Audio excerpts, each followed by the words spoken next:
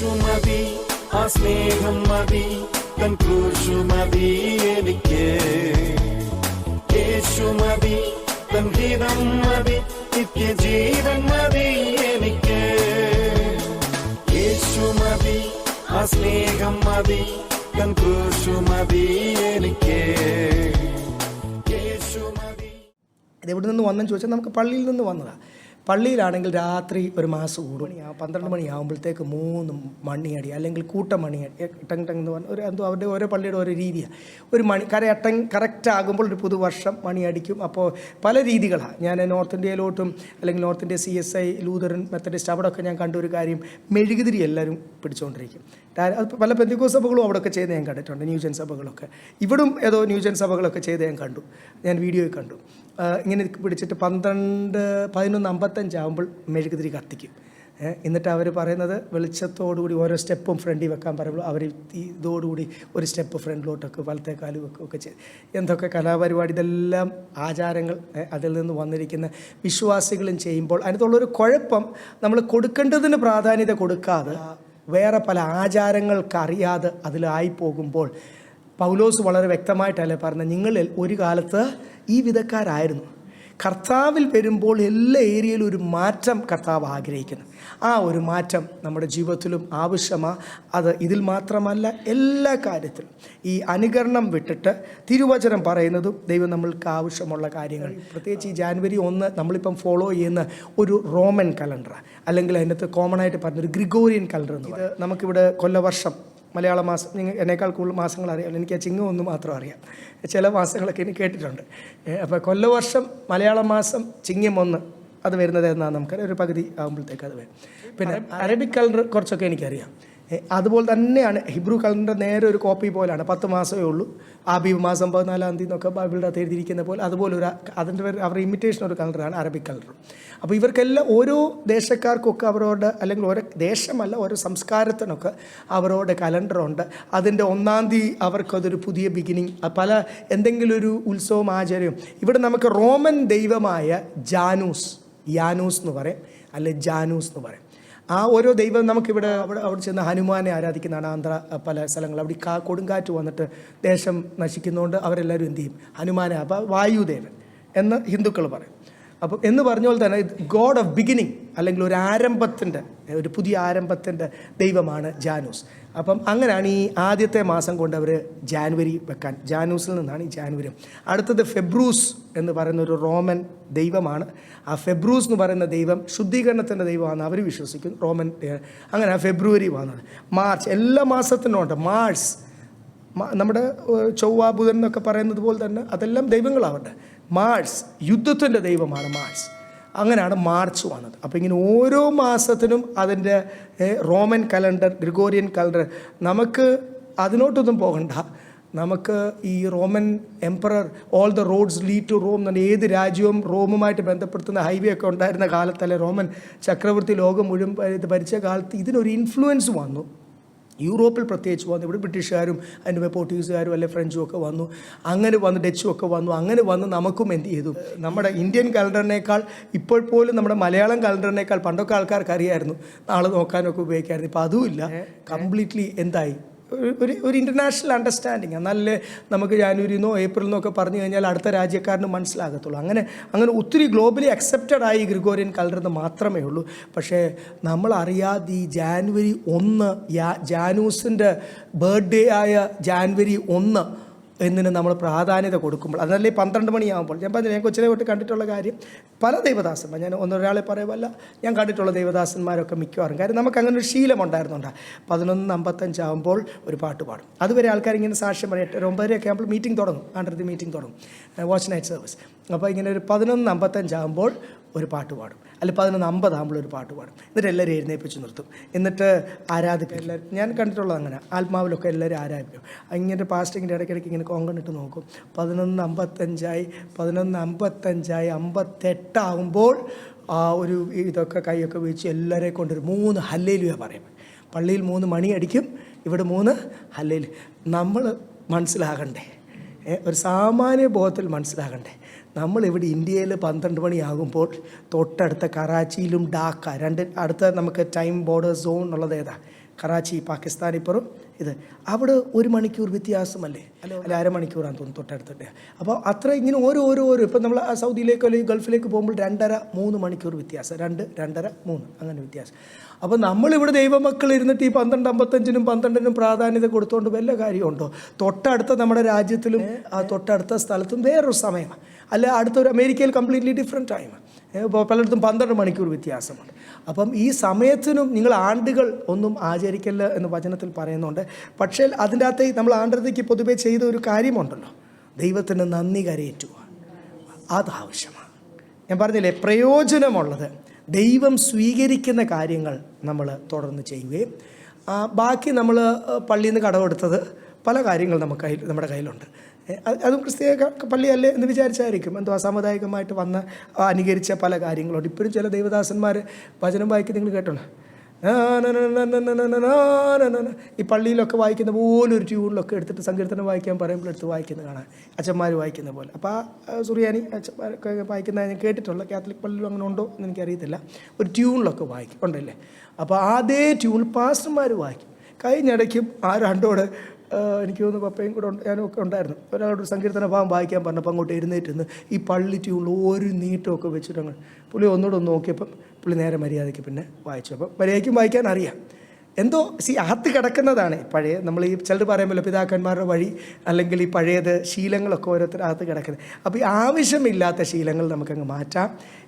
അങ്ങനെ നമ്മളെ തന്നെ നമ്മുടെ വ്യക്തിത്വം, നമ്മുടെ ആത്മീയ മനുഷ്യനെ നമ്മൾ പണിയുന്നത് എങ്ങനെ അങ്ങനെ. അപ്പോൾ ഓരോ കാര്യം ഇനിയും എന്തും വേണ്ടി ഏരിയകൾ നമ്മുടെ ജീവിതത്തിൽ മാറ്റം വരേണ്ടതായിട്ട്, എന്തും വേണ്ടി ഏരിയകൾ നമ്മുടെ ജീവിതത്തിൽ പരിശുദ്ധാത്മാവ് പറയുന്ന അനുസരിച്ച് ഓരോ കാര്യങ്ങൾ നന്നായി സ്വർഗത്തിന് യോഗ്യമായി തീരുമ്പോൾ എല്ലാ രീതിയിലും അത് പ്രയോജനമായി തീരും. കർത്താവ് നമ്മളെ സഹായിക്കട്ടെ. ഞാൻ ജസ്റ്റ് ആരെങ്കിലും നിങ്ങളോട് ചോദിച്ചാൽ നിങ്ങളും പറയണ്ടേ, ഈ യാനൂസും ഫെബ്രൂസും മാർസും ഒക്കെ ഇവിടെ നിന്ന് വന്നാണ്.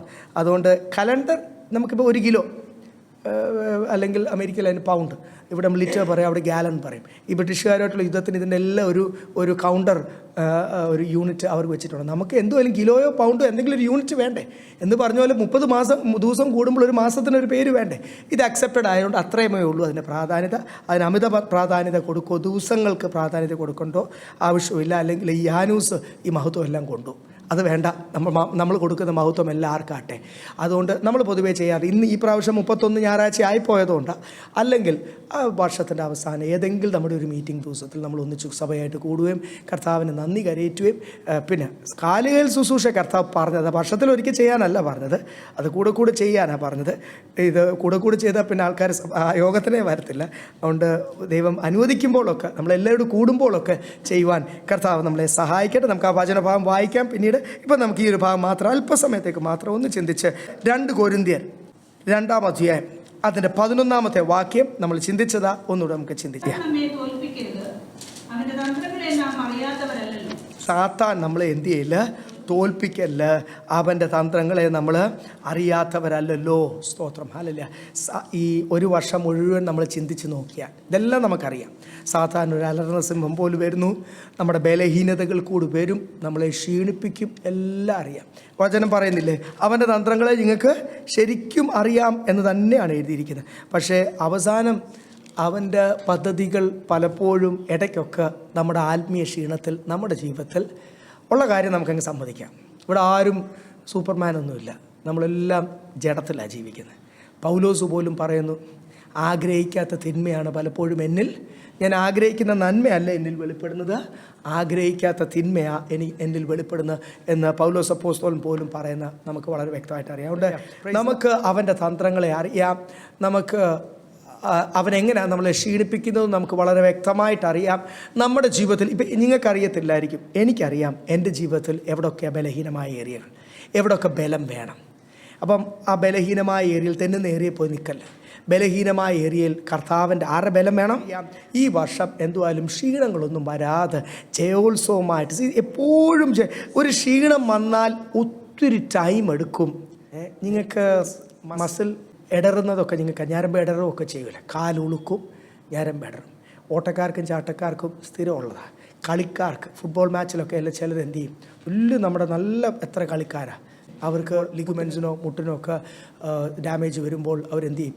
6 മാസത്തേക്ക് റെസ്റ്റ് എടുക്കും, 1 വർഷം. പിന്നെ അവർ കളിച്ചാലും എന്ത് ചെയ്യത്തില്ല, അതിന് ബൗൾ ചെയ്യുന്നവരാണെങ്കിൽ കുഴയായിരിക്കും, ഇതൊക്കെ ഊരിപ്പോകും ചില സമയത്ത്. ഈ ഇത് ചെയ്യുന്നതാണ്, ഓവർ പ്രാക്ടീസും ഒക്കെ ചെയ്യുന്നത്. ഇതിനൊക്കെ വർക്ക് ചെയ്യാൻ ഇത്ര നമ്പർ ഓഫ് റിപ്പീറ്റേഷൻസ്, ഇത്ര മാസത്തിൻ്റെ അകത്ത്, ആഴ്ചക്കകത്ത്, അതിനേക്കാൾ കൂടുതൽ റിഗറസ് എക്സസൈസ് ഒക്കെ ചെയ്യുമ്പോൾ സംഭവിക്കുന്ന എന്ത് ഡാമേജ് വന്നാലും, എന്ത് ഉളുക്ക് വന്നാലും, എന്ത് ഞരമ്പ് ഇടറിയാലും സമയമെടുക്കും അത് പഴയ പോലെ ആകാൻ, ഇല്ലേ?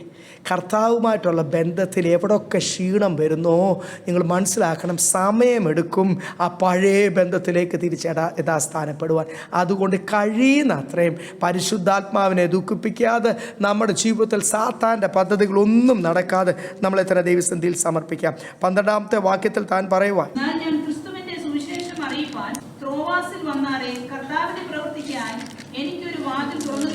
തീത്തോസിനെ കാണാൻ എൻ്റെ വലിയ വിഷമം തൻ്റെ ജീവിതത്തിലുണ്ട്. പക്ഷേ തൻ്റെ സന്തോഷം എന്തുവാ?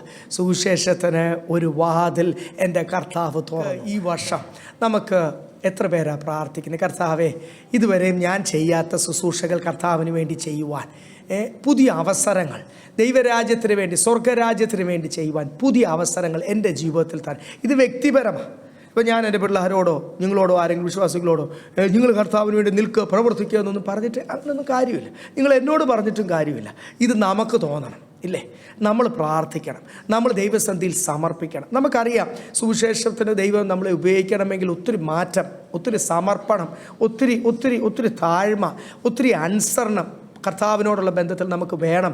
ഒത്തിരി വിഷയത്തിന് രൂപാന്തരം എടുക്കണം, ഒത്തിരി വിഷയത്തിന് അതിര് വരയ്ക്കണം, ഒത്തിരി വിഷയം നമ്മൾ ലിമിറ്റ് ചെയ്യണം. ഇതെല്ലാം നമ്മുടെ വർത്തമാനമായിക്കോട്ടെ, പ്രവൃത്തികളായിക്കോട്ടെ, എവിടെയൊക്കെ ക്ഷീണങ്ങൾ വരുന്നു. കർത്താവിന് മഹത്വം വരാത്തതെല്ലാം ആർക്ക് മഹത്വമായി തീരും? സാത്താന് പ്രയോജനമായി തീരും, നമുക്ക് ക്ഷീണമായി തീരും. അപ്പോൾ കർത്താവിന് മഹത്വം വരുന്ന ഏരിയകൾ കൂടുതൽ എവിടെ നിൽക്കുന്നിടത്തെല്ലാം, ദൈവം നിർത്തുന്നിടത്തെല്ലാം ഒരു നല്ല സുവിശേഷകനായിട്ട്, കർത്താവിൻ്റെ ഒരു റെപ്രസെൻറ്റേറ്റീവായിട്ട്, പ്രതിനിധിയായിട്ട് നിൽക്കുവാൻ കർത്താവ് സഹായിക്കട്ടെ. ഒരു പൗലോസിന് സന്തോഷം, വിഷമം വരുന്ന വലിയൊരു വിഷയം സാത്താൻ എൻ്റെ മനസ്സിൽ കൊണ്ടുപോയി. അതിങ്ങനെ നീറി നിൽക്കാനാണ് സാത്താൻ ആഗ്രഹിക്കുന്നത്.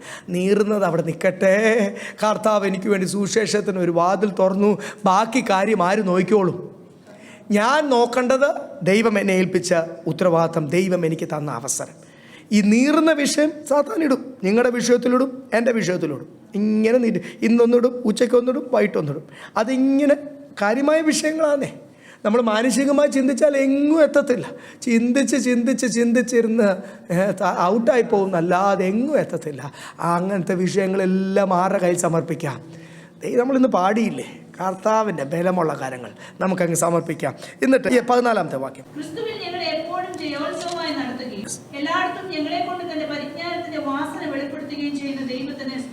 ഇവിടെ മാത്രമല്ല കൊരിന്ത്യർ ലേഖനത്തിലൊക്കെ എഴുതിയിട്ടുണ്ട്, എന്നിൽ കൂടെ ഒരു സൗരഭ്യ വാസന, ക്രിസ്തുവിൻ്റെ ഒരു വാസന. അതെന്തുവാ എന്ന് നമുക്ക് ആദ്യം പറയാം. ഹല്ലേലൂയ. ഇവിടെ എഴുതിയിരിക്കുന്ന എന്നെ നിർത്തുന്നിടത്തെല്ലാം, അത് അടുത്ത വാക്യത്തിലുണ്ട്, ജാതികളുടെ മധ്യത്തിൽ. അതൊന്നും വായിച്ച്,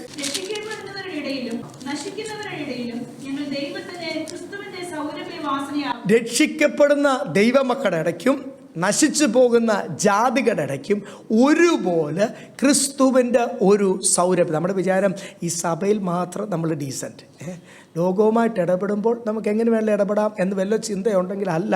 പരിശുദ്ധാത്മാവ് പറയുന്നു എന്നൊന്നുകൂടി ഓർപ്പിക്കുന്നു, ഈ വർഷം അങ്ങനെ ആയി തീരട്ടെ. വരുന്ന വർഷം ജാതികളുടെ മുമ്പിലും ദൈവമക്കളുടെ മുമ്പിലും ഒരുപോലെ ഒരു സൗരഭ്യവാസനയായിട്ട്. നിങ്ങൾക്ക് പെർഫ്യൂം ബോട്ടിലൊക്കെ നിങ്ങൾക്ക് അറിയാമല്ലോ, പെർഫ്യൂം ബോട്ടിൽ എങ്ങനെ ഞെക്കിയാലും എന്തുമാത്രമേ വരത്തുള്ളൂ?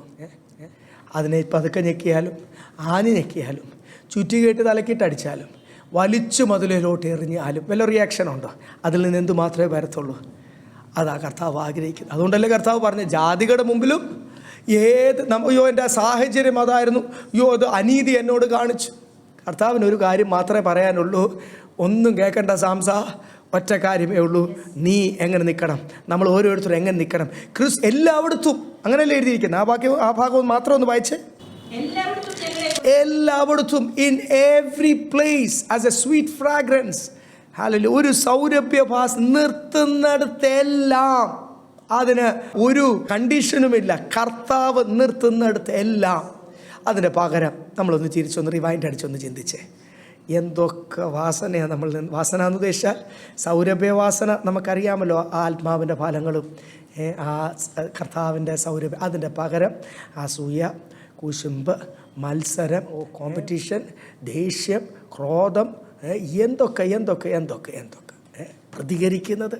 അങ്ങോട്ട് പറഞ്ഞാൽ ഞാനും 10 അങ്ങോട്ട്, ഇങ്ങോട്ട് ഞാനും എന്നെ മോശക്കാരനാണോ, എൻ്റെ പഴയ സ്വഭാവം ഞാൻ എടുത്താറുണ്ടല്ലോ എന്നുള്ള രീതിയിൽ നമ്മുടെ ജഡത്തിൽ ഇതൊക്കെ അങ്ങോട്ട് കിടന്ന് തിളയ്ക്കുമ്പോൾ കർത്താവ് പറഞ്ഞ ഈ വാക്യം ഒന്ന് ഓർത്തോണം. നിർത്തുന്നിടത്തെല്ലാം പകരം വാസനയുടെ ഓപ്പോസിറ്റ് എന്തുവാ? ദുർഗന്ധവും നാറ്റവും ഒന്നും ആയി തീരണ്ട. ക്രിസ്തുവിന് വേണ്ടി ഒരു സൗരഭ്യ വാസനയായിട്ട് കർത്താവ് നിർത്തിയിരിക്കുന്നു. ഇനി ആ സൗരഭ്യ വാസന എന്താ? ഇങ്ങനെ ചുമ്മാതെ ചിരിച്ചുകൊണ്ടെങ്കിരിക്കുക. ചിലരുണ്ടല്ലോ വളരെ പ്രസംഗത്തിലും ഒത്തിരി പ്രസംഗിക്കുന്നവരൊക്കെ ചിലർ കണ്ടിട്ടില്ല, ഇങ്ങനെ അപ്പല്ലോസിൻ്റെ കൂട്ടം അങ്ങ് നല്ല വാഗ്മികളും ഇങ്ങനെ ചിരിച്ചോണ്ടൊക്കെ ദൈവം മക്കളേ എന്നൊക്കെ പറഞ്ഞു ഇങ്ങനെ ചിരിച്ചുകൊണ്ടിരിക്കാനല്ല പറഞ്ഞത്. എന്തിൻ്റെ സൗരഭ്യ വാസന? എന്തിൻ്റെ സൗരഭ്യ വാസന? ഇവിടെ നിന്ന് വായിച്ച് 14-ാമത്തെ വാക്യം. ഞങ്ങൾ ക്രിസ്തുവിൽ ഞങ്ങളെ എപ്പോഴും ജയോത്സവമായി നടത്തുകയും എല്ലായിടത്തും ഞങ്ങളെ കൊണ്ട് തന്റെ പരിജ്ഞാനത്തിന്റെ വാസന, യേശുവിനെ പറ്റിയുള്ള പരിജ്ഞാനത്തിൻ്റെ സൗരഭ്യ വാസന, ദ നോളജ് ഓഫ് ക്രൈസ്റ്റ്, അതാണ് നമ്മൾ സ്പ്രെഡ് ചെയ്യേണ്ടത്. ഒരു പെർഫ്യൂം സ്മെല്ല് സ്പ്രെഡ് ചെയ്യുന്ന പോലെ തന്നെ നമ്മൾ സ്പ്രെഡ് ചെയ്യേണ്ടത് എന്തുവാ? യേശുവിനെ പറ്റിയുള്ള ഞാൻ അറിഞ്ഞിരിക്കുന്ന ഞാൻ രുചിച്ചിരിക്കുന്ന കർത്താവ്. പഴയൊരു രാജകുടുംബത്തിലുള്ള പാകിസ്ഥാനിലൊരു സഹോദരി ബിൽക്കുസ് ഷെയ്ഖ്, നിങ്ങൾ വായിച്ചിട്ടുണ്ടോ എനിക്കറിയത്തില്ല, സാക്ഷ്യം ഒന്ന് വായിക്കണം. ഒരു PDF കിട്ടുവാണ്. ഞങ്ങളത് നമ്മുടെ മാഗസീൻ, മലയാളം മാഗസീൻ ഉണ്ടായിരുന്ന സമയത്ത് അത് അവരോട് കോപ്പിറൈറ്റ് ചോദിച്ച് പാകിസ്ഥാനിലേക്ക് എഴുതി കോപ്പിറൈറ്റ് ചോദിച്ച് പുള്ളിക്കാത്തതുകൊണ്ട് ഒരു കുഴപ്പമില്ല. പക്ഷേ ഞങ്ങൾ ചോദിച്ച സമയത്തും പുള്ളിക്കാത്തോട് സംസാരിച്ച സമയത്തും വളരെ ആത്മീയ ക്ഷീണത്തിലായിരുന്നു. എങ്കിലും ഒരു കാലത്ത് നല്ല പുള്ളിക്കാത്ത പിന്നെ അങ്ങ് സ്റ്റേറ്റ്സിലോട്ട് പോയി. എല്ലാവരും പിന്നെ വലിച്ചുകൊണ്ട് എവിടെയെങ്കിലും കൊണ്ടുപോകും. ആത്മീയ പാകിസ്ഥാനിൽ നിന്ന സമയത്തുള്ള തീ പോലെ കർത്താവിന് വേണ്ടി നിന്ന് എല്ലാവരും, രാജകുടുംബമായതുകൊണ്ട് പുള്ളിക്കാത്തെ കൊല്ലാൻ എല്ലാവരും ശ്രമിച്ചു. Bilquis Sheikh, when Lord became my father, ദൈവം എൻ്റെ പിതാവായപ്പോൾ, അതിൻ്റെ മലയാളം ട്രാൻസ്ലേഷൻ ഉണ്ട്. അപ്പോൾ ഞാൻ പറഞ്ഞത് ആ ഒരു സാക്ഷിയൊക്കെ വായിക്കുമ്പോൾ കർത്താവിനെ പറ്റിയുള്ള ഞാൻ അറിഞ്ഞ കർത്താവ് മുസ്ലിം കമ്മ്യൂണിറ്റിയിൽ പുള്ളിക്കാർത്തിയുടെ കുടുംബത്തിലും ആ പാകിസ്ഥാനിലും മുഴുവൻ പുള്ളിക്കാർത്തി സ്പ്രെഡ് ചെയ്ത വാസന എന്തുവാ? ഞാൻ എൻ്റെ യേശുവിനെ അറിഞ്ഞപ്പോൾ, ഞാൻ എൻ്റെ പിതാവായ ദൈവത്തെ യേശുവിനെ അറിഞ്ഞപ്പോഴെങ്കിൽ ആ പുസ്തകത്തിൽ പിതാവെന്ന് താൻ എഴുതാൻ കാരണം അള്ളാഹ് അല്ലെങ്കിൽ ഒരു ദൈവം അന്ന് മാത്രമേ മുസ്ലിംസ് അക്സെപ്റ്റ് ചെയ്യത്തുള്ളതുകൊണ്ടാണ് താൻ എഴുതി. പക്ഷേ പുസ്തകത്തിൻ്റെ അകത്ത് അതെല്ലാം വ്യക്തമായിട്ട് ഞാൻ അറിഞ്ഞ കർത്താവ്, ഞാൻ അറിഞ്ഞ യേശു. നമുക്കെല്ലാം ഒത്തിരി അനുഭവങ്ങൾ പറയാനുണ്ട്. ഈ കഴിഞ്ഞ ഒരു വർഷം തന്നെ നമ്മൾ തിരിഞ്ഞ് നോക്കിക്കഴിഞ്ഞാൽ ടേസ്റ്റ് ആൻഡ് സീ, രുചിച്ച് നോക്കിയ കർത്താവിനെ രുചിച്ച് നോക്കിയ എല്ലാവരും കൈവിട്ട സമയത്ത് അല്ലെങ്കിൽ നമ്മൾ നിരാശയിലായ സമയത്തൊക്കെ നമ്മളുടെ അനുഭവങ്ങൾ, ദൈവം നമ്മുടെ ജീവിതത്തിൽ അത്ഭുതങ്ങൾ പ്രവർത്തിച്ച അനുഭവങ്ങൾ ഒത്തിരി പറയാൻ ഓരോ ദിവസവും നമ്മൾ കർത്താവിനെ രുചിച്ച് അറിഞ്ഞുകൊണ്ടിരിക്കുന്നില്ല. ഇവിടെ എഴുതിയിരിക്കുന്ന ഒന്ന്, ഈ ഞാൻ ജയത്തോട് നിന്നാൽ മാത്രമേ എനിക്ക് പറയാൻ പറ്റത്തുള്ളൂ എൻ്റെ ജീവിതത്തിൽ പ്രവർത്തിച്ച കർത്താവ്.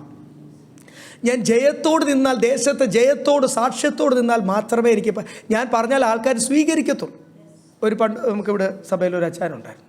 ഇടയ്ക്കൊക്കെ അല്പം അങ്ങ് ക്ഷീണിച്ച് പോകും, അല്പം മദ്യപിക്കും, അല്പം അടിപിടിയൊക്കെ ഉണ്ടാക്കും. പിന്നെ ദൈവസന്ധി വന്നിട്ട് ഇവിടുന്ന് കരയും, സാക്ഷ്യം പറയും. സഭയെല്ലാം ഒത്തിരി വർഷം, നമ്മുടെ 3-4 വർഷം ഉണ്ടായിരുന്നു. ഒത്തിരി മാറ്റം തന്നെ ദൈവം കൊടുത്തതാണ്. പക്ഷേ അതേ സമയത്ത് താൻ എല്ലാവരും സുവിശേഷം പറയും. താനാണ് ഈ ബാക്കി 4 പേരെ ഇങ്ങോട്ട് വിളിച്ചുകൊണ്ട് വന്ന് സഭയിലേക്ക് വിളിച്ചുകൊണ്ട് വന്ന താനാണ്. എല്ലാവരും സുവിശേഷം പറയും. അപ്പം താൻ നല്ലപോലെ സുവിശേഷം പറയും. വചനങ്ങളൊക്കെ ചോദിച്ച് നല്ലപോലെ വചനങ്ങളൊക്കെ വെച്ച് പറയും. ആരെങ്കിലും ആ വചനം കേൾക്കുമോ? തൻ്റെ കൂടെ ജോലി ചെയ്തുകൊണ്ടിരുന്ന ഒരു നായർ ഒരാൾ ഒരിക്കൽ എന്നെ വിളിച്ചു. എങ്ങനെയാ പാസ്റ്റേ താൻ പറയുന്ന വചനമൊക്കെ ഞങ്ങൾ എങ്ങനെ കേൾക്കുന്നത്? എൻ്റെ കയ്യിലിരിപ്പ് ഇതല്ലേ? എന്നെ ഒട്ടും പാസ്റ്റർ എന്തെങ്കിലും ഒന്ന് പറഞ്ഞു തന്നെ ഒന്ന്. കാര്യം ഇവിടെ സഭയിൽ നമ്മൾ അറിയുന്നില്ല, വിശ്വാസികൾ അറിയുന്നില്ല. ഇവിടെ എക്സ്ട്രാ ഡീസൻ്റാണ്. ആദ്യം വരും, പായെല്ലാം ഇരിക്കും, ഇതിനുള്ള സഭയ്ക്കുള്ള ചായ, പാലെല്ലാം സാധനം വാങ്ങിച്ചുകൊണ്ട് വരും. ചില സമയത്ത് ആഹാരം വാങ്ങിച്ചുകൊണ്ട്. തനിക്ക് ചെറിയൊരു ശമ്പളമേ ഉള്ളൂ. ആ ശമ്പളം പകുതിയും കർത്താവിൻ്റെ വേലയ്ക്ക് അല്ലെങ്കിൽ താൻ അതുപോലെ പറയാൻ പറ്റും. പക്ഷേ ഇങ്ങനെയൊക്കെയുള്ള ചെറിയ കുഴപ്പങ്ങളൊക്കെ ഉണ്ട്. ദേഷ്യം വന്ന പ്രാർത്ഥന, അല്പം ഇടയ്ക്കൊരു ക്ഷീണം വരുമ്പോൾ താൻ മദ്യപിച്ച് തുടങ്ങിയാൽ പിന്നെ 2-3 ആഴ്ച താൻ ആരാധിക്കും വരത്തില്ല. പിന്നെ താൻ ക്ഷമയൊക്കെ ചോദിച്ച് കരഞ്ഞ് വിളിച്ചൊക്കെ പിന്നെ എത്ര പ്രാവശ്യം കൗൺസിൽ ചെയ്താൽ താൻ നിമിത്തം പെരുമ്പാവൂർ മീറ്റിംഗ് തുടങ്ങിയത്. ഞാൻ പറഞ്ഞത് പല സ്ട്രിക്റ്റായ ദൈവദാസന്മാരുടെ കൂടെ ഒക്കെ നിന്നാണ്, നല്ല വചനം കേട്ടതാ. പക്ഷേ ഇങ്ങനെ ഒരു ചെറിയ കുഴപ്പം. ഞാൻ പറഞ്ഞത് ഒരാളെ അല്ല ഞാൻ പറഞ്ഞത്. ഞാൻ പറയുന്നത് സാക്ഷ്യത്തോടുകൂടി നമ്മൾ നിന്നില്ലെങ്കിൽ, ദേശത്ത് അയൽവക്കക്കാരെ സ്നേഹിക്കാൻ പറ്റിയില്ലെങ്കിൽ, ഈ അയൽവക്കക്കാരെ സ്നേഹിക്കുക വലിയ പാടുള്ളൊരു കാര്യം. അതുകൊണ്ട് ഞാൻ പറയുന്നത്, ബാക്കിയുള്ള കുടുംബക്കാരെ അയൽവക്കക്കാരെയൊക്കെ സ്നേഹിക്കാൻ പറ്റാതെ നമ്മുടെ ഒറിജിനൽ സ്വഭാവം കാണിച്ചുകൊണ്ട് ഇവിടെ വന്ന് നമ്മൾ എത്ര പ്രാർത്ഥിച്ച് സൂചിച്ച് അവരോട് നമ്മൾ എത്ര സൂക്ഷിച്ച്, കർത്താവേ എൻ്റെ അയൽവക്കാർക്ക് വേണ്ടി പ്രാർത്ഥിക്കുന്ന അവർ കുടുംബക്കാരെല്ലാം രക്ഷിക്കപ്പെട്ട ആരും വരത്തില്ല. അതുകൊണ്ട് ക്രിസ്തുവിൻ്റെ ഒരു സൗരഭ്യവാസന നമ്മൾ പരത്തുമ്പോൾ, ക്രിസ്തുവിനെ പറ്റിയുള്ള പരിജ്ഞാനം നമ്മൾ പരത്തുമ്പോൾ ഓർത്തോണം നമ്മൾ അതുകൊണ്ട് ബൈബിൾ പറയുന്നത് ക്രിസ്തുവിൻ്റെ സുവിശേഷത്തിന് യോഗ്യമാണ്. ആ ഏരിയയിലെല്ലാം അതുകൊണ്ടാണ് ഇവിടെ നമ്മൾ വിചാരിക്കും ഈ ക്രിസ്തുവിൻ്റെ സൗരഭ്യവാസന പരത്തുകയും എന്നെ ജയോത്സവമായിട്ട് നടത്തുന്ന ദൈവത്തിൻ്റെ സ്തോത്രം കൂടെ ഒന്നിച്ചിവിടെ എഴുതിയിരിക്കുന്നത് എന്തിനാ? സാത്താൻ എന്നെ ക്ഷീണിപ്പിക്കാൻ പറ്റുന്ന ഏരിയയിലെല്ലാം എപ്പോഴും എൻ്റെ യേശു എനിക്ക് ജയം തരുന്നതിനായി സ്തോത്രം. അതാണിവിടെ പറഞ്ഞത്, എൻ്റെ യേശു എനിക്ക് ജയം തരുന്നതിനായി സ്തോത്രം. നമുക്കും അതല്ലാതെ പറയാനൊന്നുമില്ല ദൈവമക്കളെ.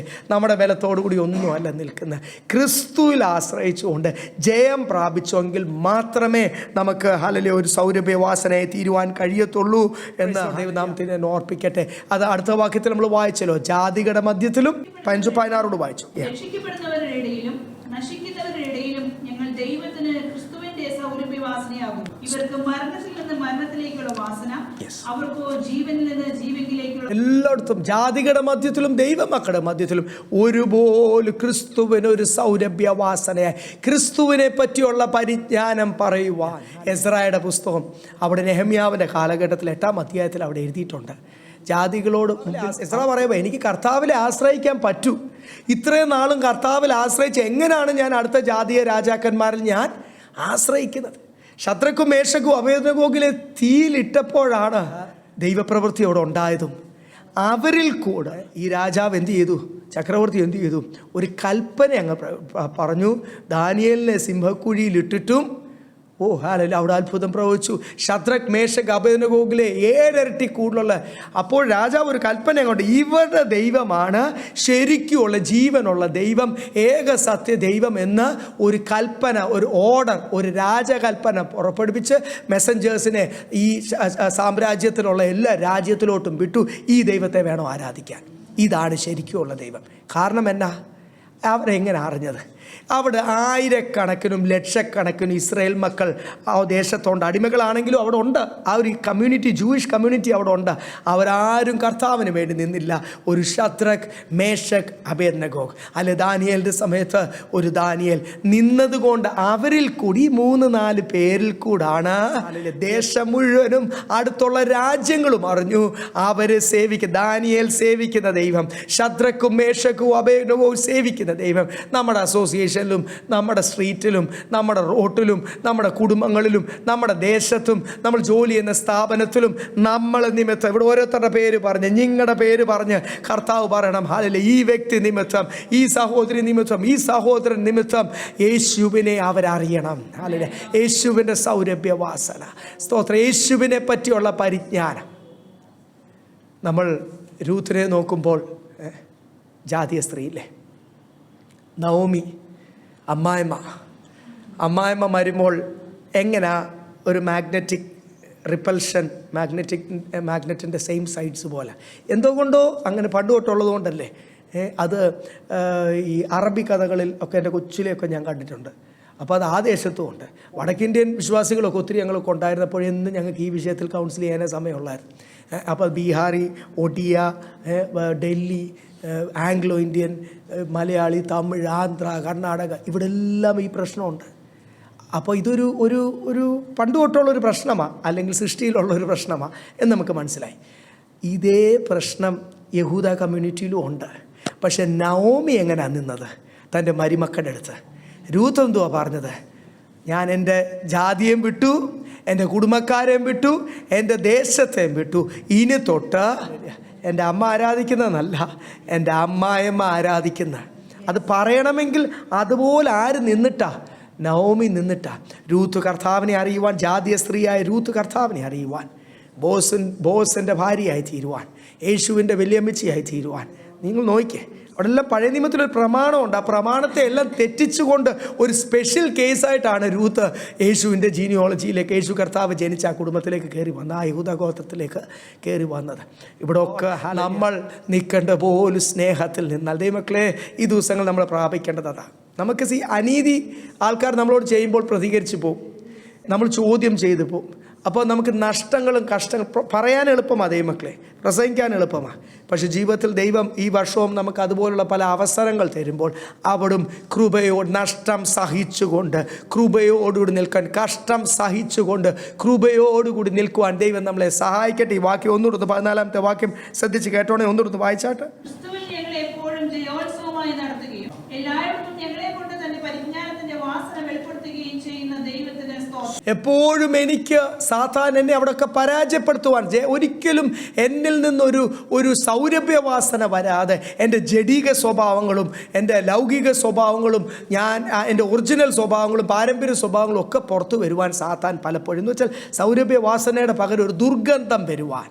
അവരൊരിക്കലും യേശുവിനെ പിന്നെ അറിയത്തില്ല, ഇവൻ സേവിക്കുന്ന കർത്താവാണ്, എനിക്കത് വേണ്ട, ആ വഴിയും എനിക്ക് വേണ്ട എന്ന് നമ്മളിൽ കൂടി പറയിപ്പിക്കുവാൻ കഴിഞ്ഞ നാളുകളൊക്കെ എന്നിലും നിങ്ങളിലും ഒക്കെ പല കുറവുകൾ വന്നു കാണും. കർത്താവ് അതെല്ലാം ക്ഷമിക്കട്ടെ. ന്യായ ദിവസത്തിൽ ഇതൊന്നും നമുക്ക് വിരോധമായിട്ട് അല്ലെങ്കിൽ കണക്ക് പറയാതിരിക്കട്ടെ. നമ്മളോട് കർത്താവ് ഒരു നിരപ്പിൻ്റെ സമയം കൂടെ അതേ മക്കളെ, കഴിഞ്ഞ നാളുകൾ ഇതുപോലെ വന്ന കുറവുകളെല്ലാം ദൈവത്തോട് ക്ഷമ ചോദിച്ചുകൊണ്ട് ഇനി തൊട്ട് പ്രത്യേകിച്ച് ഈ വരുന്ന വർഷം നമുക്ക് നമ്മളെ തന്നെ ദൈവസന്നിധിയിൽ സമർപ്പിക്കാം.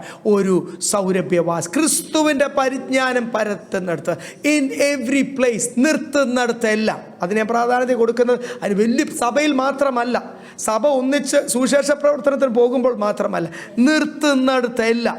ഇനി ദൈവമക്കളിൽ നിന്ന് 1000 കിലോമീറ്റർ നിങ്ങൾ ദൂരെയാണെങ്കിലും ആവടും ആരും കണ്ടില്ലേലും കർത്താവാണല്ലോ മാർക്കിടുന്നത്, കർത്താവാണല്ലോ ശ്രദ്ധിക്കുന്നത്. ഇതെല്ലാം നമ്മുടെ അക്കൗണ്ടിൽ എഴുതുന്നുണ്ട്. നമ്മൾ ഓരോ പ്രാവശ്യവും ക്രിസ്തുവിൻ്റെ പരിജ്ഞാനം പരത്തുമ്പോൾ ആൾക്കാർ നിന്ദിച്ചോട്ടെ, ആൾക്കാർ കളിയാക്കിക്കോട്ടെ, അതൊന്നും നമുക്ക് വിഷയമല്ല. സ്വർഗത്തിൽ എൻ്റെ പ്രതിഫലം വർദ്ധിക്കുന്നു. എന്നെ അതിനാണ് കർത്താവ് വിളിച്ചിരിക്കുന്നത്. അതുകൊണ്ട് നമ്മുടെ മനസ്സ്, വ്യക്തിത്വമൊക്കെ എന്ത് അവസരം തന്നാലും ഞാൻ യേശുവിന് വേണ്ടി നിൽക്കുന്നു, ഞാൻ യേശുവിൻ്റെ പൈതലാണ്. അതിൻ്റെ ക്വാളിറ്റിയുടെ വ്യത്യാസവും എന്നിൽ. നമ്മൾ ജർമ്മൻ വണ്ടികൾ എന്നൊക്കെ പറയുന്നത് എന്തുവാ, അത് 40 വർഷം 50 വർഷം ഉപയോഗിച്ചാലും അതിൻ്റെ കഥമൊക്കെ അപ്പോഴും അടച്ചു കഴിഞ്ഞാൽ നന്നായിട്ട് എൻജിനൊക്കെ സ്റ്റാർട്ട് ചെയ്താൽ ക്രിസ്പി സൗണ്ടാണ്. കാരണം എന്നാ, നമ്മൾ പറയുമല്ലോ അത് ആ ഒരു വിലയൊക്കെ ഇച്ചിരി കൂടുതലാണ്, പക്ഷേ അതിൻ്റെ ക്വാളിറ്റി. കർത്താവിനെ ആരാധിക്കുന്ന കർത്താവിൻ്റെ പ്രിയ മക്കൾ, കർത്താവിൻ്റെ ജ്ഞാനം പരത്തുവാൻ വിളിച്ചിരിക്കുന്ന സുവിശേഷകരായ നമുക്ക് ഓരോരുത്തർക്കും ലോകം നമ്മളോട് ഇടപെടുമ്പോൾ അതിൻ്റെ ക്വാളിറ്റി ഡിഫറൻസ്, പാരമ്പര്യ സ്വഭാവം എന്തും ആയിക്കോട്ടെ, ഞാൻ ഏത് കുടുംബത്തിൽ നിന്ന് വന്നായിക്കോട്ടെ, എങ്ങനെ എൻ്റെ പഴയ സ്വഭാവം ആയിക്കോട്ടെ, അതൊന്നുമല്ല കർത്താവ് ചോദിക്കുന്ന. ദൈവം ഈ ദിവസങ്ങൾ നമ്മളെ പരിശുദ്ധാത്മാവിൽ പണിയുന്നത് നിർത്തുന്നിടത്തെല്ലാം ക്രിസ്തുവിൻ്റെ പരിജ്ഞാനം ഒരു സൗരഭ്യ വാസന, ഒരു പെർഫ്യൂം പരത്തുന്ന പോലെ പരത്തുവാൻ ദൈവം നമ്മളെ നിർത്തിയിരിക്കുന്നു. പൗലോസ് അവസാനം പറയുന്ന ആ 17-ാമത്തെ വാക്യം കൂടി വായിച്ചു. ഞങ്ങൾ ദൈവവചനത്തിൽ കൂട്ടിച്ചേർക്കുന്ന അനേകരെ പോലെയല്ല, നിർമ്മലതയോടും ദൈവത്തിന്റെ കൽപ്പനയാലും ദൈവസന്നിധിയിൽ ക്രിസ്തുവിൽ സംസാരിക്കും. ചിലരൊക്കെ എന്ത് ചെയ്യും, നിങ്ങളെ സന്തോഷിപ്പിക്കാൻ, ഇതാണ് വാഗ്ദത്തം, പിടിച്ചോ പ്രാപിച്ചോ, ഈ വർഷം സമൃദ്ധിയുടെ വർഷം എന്നൊക്കെ പറഞ്ഞ് ചുമ്മാ വിളിച്ചു കൂവി തൊണ്ടയും പോയി. ഇതിൻ്റെ ഒന്നും ആവശ്യമില്ല. പൗലോസ് പറയുക, ഞങ്ങളൊന്നും ആഡ് ചെയ്യുന്നില്ല. ദൈവത്തിൻ്റെ വചനത്തിൽ നിന്നൊന്നും നിങ്ങളെ സന്തോഷിപ്പിക്കാൻ പല പ്രാവശ്യം പൗലോസ് പറഞ്ഞതാണ്. ഇവിടെ വീണ്ടും ഈ ലേഖനം തുടങ്ങുമ്പോൾ ദൈവവചനത്തിൽ നിങ്ങളെ സന്തോഷിപ്പിക്കുവാൻ വാഗ്ദത്തമാണെന്ന് പറഞ്ഞും ഇല്ലാത്തത് പറഞ്ഞും ഇക്കിളിയിട്ട് ചിരിപ്പിക്കുന്ന പോലെ നിങ്ങളെ ഒരു എഫക്റ്റ് കൊടുക്കാനുള്ള ഒന്നും ഞങ്ങൾ എന്ത് ചെയ്യുന്നില്ല, കൂട്ടിച്ച് ദൈവം തരുന്നത് മാത്രം ദൈവത്തിൻ്റെ സാന്നിധ്യത്തിൽ ഞങ്ങൾ സംസാരിക്കുന്നു. അത് നിങ്ങളുടെ രൂപാന്തരത്തിനാ, അത് നിങ്ങളുടെ ശുദ്ധീകരണത്തിനാ, അത് നിങ്ങളും നമ്മളും എല്ലാവരും ഒന്നിച്ച് വിശുദ്ധന്മാരുടെ കൂടെ കൂട്ടവകാശിയായി സ്വർഗീയ ഓഹരിക്ക് കൂട്ടവകാശിയായി തീരുവാനാ. ചുമ്മാതങ്ങനെ സ്വർഗത്തിലെ ഓഹരി ഒന്നും എടുത്ത് തരത്തില്ല ആർക്കും. അതിന് യോഗ്യമായി തീരണം, യേശുവിനെ പോലായി തീരണം. അപ്പോൾ സ്വർഗത്തിലെ അവകാശത്തിന് കൂട്ടവകാശിയായി തീരുവാൻ ആണ് എന്ന് ഹല്ലേലൂയ നമ്മളെ തന്നെ ദൈവസന്നിധിയിൽ സമർപ്പിക്കാം. പ്രത്യേകിച്ച് ഞാൻ കഴിഞ്ഞൊരു വർഷം തിരിഞ്ഞ് ചിന്തിച്ചാൽ ഒത്തിരി സമയം നമ്മൾ ചുമ്മാത് കളഞ്ഞു. ഈ കോവിഡിന് ശേഷം മനുഷ്യരെല്ലാം മടിയന്മാരായി തീർന്നിരിക്കുകയാണ്. എല്ലാവരും മടിയാവും. ജോലി സ്ഥലത്തും ദേവദാസന്മാരും ദൈവമക്കളും എല്ലാം ഈ മടി പലപ്പോഴും നമ്മുടെ കാര്യത്തിനൊക്കെ വേണ്ട കാര്യങ്ങളൊക്കെ അങ്ങ് ചെയ്താലും കർത്താവിൻ്റെ കാര്യത്തിന് ഭയങ്കര മടിയുമായി തീർന്നു. ഞാൻ പറഞ്ഞില്ല, ഇപ്പോഴും ആരാധനയ്ക്ക് പോകാതുള്ള എത്ര കുടുംബങ്ങളാണെന്നറിയോ എറണാകുളം പട്ടണത്തിലാണ്. നമ്മളിവിടെ കർത്താവിൻ്റെ സന്നിധി സന്തോഷിക്കുമ്പോൾ വീട്ടിൽ ഇരുന്നിട്ട് കൂടറ മക്കളെ കൂടെ ഇങ്ങനെ കുടുംബ പ്രാർത്ഥന പോലെ കൂടി പ്രാർത്ഥിച്ച് നമുക്ക് പെട്ടെന്ന് കഴിക്കാം എന്ന് പറഞ്ഞ് വീട്ടിൽ ഇരുന്ന് പ്രാർത്ഥിക്കുന്ന എത്ര പേരുണ്ടെന്നറിയാം, എത്ര പേര്. ഇതിൻ്റെയൊക്കെ മധ്യത്തിൽ പ്രത്യേകതയോട് നിൽക്കുവാൻ ഒട്ടും സമയം നമ്മൾ ഒത്തിരി കഴിഞ്ഞ വർഷം നമ്മുടെ സമയം പാഴാക്കി. ബൈബിൾ എന്തോ പറഞ്ഞത്, സമയം തക്കത്തിൽ ഉപയോഗിക്കുക. അതുകൊണ്ട് നമുക്ക് ലഭിക്കുന്ന അവസരങ്ങൾ, നമുക്ക് ലഭിക്കുന്ന സമയം, ഇതിന് സ്വർഗത്തിൽ കർത്താവിനോട് കണക്ക് പറയണം. കണക്ക് പറയേണ്ട കാര്യമാണ്, അക്കൗണ്ടഡാ. അതുകൊണ്ട് നമ്മൾ സമയം തക്കത്തിൽ ഉപയോഗിക്കുവാൻ കർത്താവ് നമ്മളെ സഹായിക്കട്ടെ. നമ്മുടെ വിശുദ്ധിയിൽ വർദ്ധിക്കാം, പുതിയ തീരുമാനങ്ങൾ എടുക്കാം. നമ്മുടെ സ്റ്റബേണായ ദൂഷാട്ടിയ ചില സ്വഭാവം, ഞാനിങ്ങനെ ആര് പറഞ്ഞാലും മാറത്തില്ല, ഞാൻ ഇങ്ങനെ നിൽക്കത്തുള്ളൂ എന്ന് പറയുന്ന, നമ്മളങ്ങ് പറഞ്ഞില്ലേ പോലും നമ്മുടെ ജഡം അങ്ങനെ നമ്മളോട് പറയുന്നത് ഇടയ്ക്കിടയ്ക്ക്, എനിക്കൊരു മാറ്റം, ആരും എന്നെ പഠിപ്പിക്കാമെന്ന് പറഞ്ഞാൽ എനിക്കറിയാം ഞാൻ ഇങ്ങനെ നിൽക്കത്തുള്ളൂ. അങ്ങനെയുള്ളവരുടെ ജീവിതത്തിൽ കർത്താവിന് ഒന്നും ചെയ്യാനില്ല. പിൻപന്മാരൊക്കെ മുൻപന്മാരായി തീരും. അവരൊക്കെ കൃപ പ്രാപിച്ചു പോകുമ്പോൾ നമ്മളിങ്ങനെ ഞാൻ പറയുന്നത് എൻ്റെ സ്റ്റബേൺ സ്വഭാവം എന്ന് പറഞ്ഞുകൊണ്ട് ഇരിക്കത്തേ ഉള്ളൂ. അതുകൊണ്ട് നമുക്കൊന്നും എന്തെങ്കിലും ഉണ്ടോ ദൈവമക്കളെ? ഒന്നും അവർക്ക് കർത്താവ് ട്രെയിൻ ചെയ്തതും കർത്താവ് തന്നതും ഇപ്പോൾ നമ്മൾ ദൈവസന്ധിയിൽ അനുഭവിക്കുന്ന സന്തോഷം പോലും കർത്താവ്. സമയം തക്കത്തിൽ ഉപയോഗിക്കാം, നമ്മുടെ സ്റ്റബേൺ സ്വഭാവങ്ങളെല്ലാം മാറാം, ശുദ്ധീകരണത്തോട് പുതിയ തീരുമാനത്തിൽ നിൽക്കാം. മടുപ്പ് വേണ്ട, ആത്മീയ ക്ഷീണം, ആത്മാവിൽ പുതുക്കം പ്രാപിക്കാതിരിപ്പോഴാണ് മടുപ്പ്. ബൈബിൾ വായിക്കാനും പ്രാർത്ഥിക്കാനും ഇനി ദൈവസന്ധി വന്നിരുന്നാൽ എങ്ങനെ അങ്ങ് നമ്മൾ ഇരുന്ന് പോകുന്നതിൻ്റെ കാരണം നമുക്കൊന്ന് കർത്താവിലൊന്ന് സന്തോഷിക്കാൻ കഴിയും. മടുപ്പ് വേണ്ട, മടുപ്പ് പിശാച് കൊണ്ടിരുന്നു. ആത്മാവിൽ നമുക്ക് ലഭിക്കുന്ന എന്തുവാ? ആത്മാവിൽ പുതുക്കം പ്രാപിക്കുവാൻ, അങ്ങനെ എരിവിലും തീഷ്ണതയിലും എല്ലാം ആത്മാവിൽ വളരുവാൻ ഈ വർഷം ദൈവം സഹായിക്കട്ടെ. കഴിഞ്ഞ വർഷം കർത്താവിലും ആശ്രയിച്ചതിനേക്കാൾ കൂടുതൽ ആശ്രയിക്കുവാൻ, കഴിഞ്ഞ വർഷം ആത്മാവിൽ നടത്തപ്പെടുക, ആത്മാവിൽ പ്രാർത്ഥിക്കുക, ആത്മാവിൽ ശുശ്രൂഷ ചെയ്യുക. അതിനൊരു കരിസ്മ വേറെയാണ്, അതിനൊരു സ്പിരിച്വൽ ആത്മീയ അനുഭവം വേറെയാണ്. അപ്പം ആ ഒരു നല്ല ആത്മീയ അനുഭവത്തിൽ കർത്താവ് നമ്മളെ നടത്തട്ടെ. നിങ്ങളെല്ലാവരും അതിനുവേണ്ടി ദൈവസന്നിധിയിൽ സമർപ്പിക്കുന്നു. കുഞ്ഞുങ്ങൾക്ക് പാടാം.